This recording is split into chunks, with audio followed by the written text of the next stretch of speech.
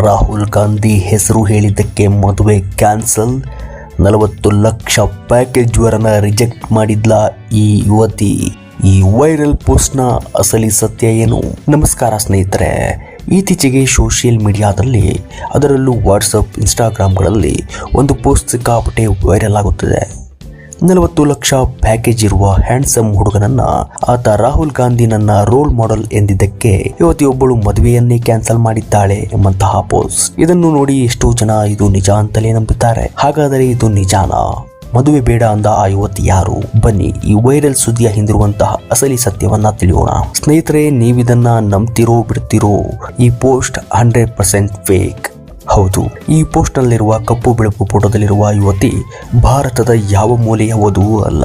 ಆಕೆ ಅಮೆರಿಕದ ಖ್ಯಾತ ಹಾಲಿವುಡ್ ನಟಿ ಸಿಡ್ನಿ ಸ್ಟಿನಿ. ಆಕೆ ಯೂಫೋರಿಯಾದಂತಹ ಪ್ರಸಿದ್ಧ English ಸೀರೀಸ್ಗಳಲ್ಲಿ ನಟಿಸಿರುವ super star.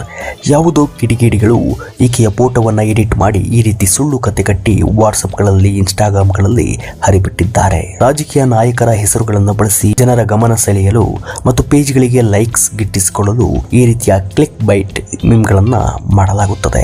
40 lakh package, Rahul Gandhi ಮದುವೆ ಕ್ಯಾನ್ಸಲ್, ಇವೆಲ್ಲ ಕೇವಲ ಕಾಮಿಡಿಗಾಗಿ ಸೃಷ್ಟಿಸಿದ ಒಂದು ಕಾಲ್ಪನಿಕ ಮೀಮ್ ಅಷ್ಟೇ. ಇಂತಹ ಯಾವುದೇ ಘಟನೆ ಎಲ್ಲೂ ನಡೆದಿಲ್ಲ.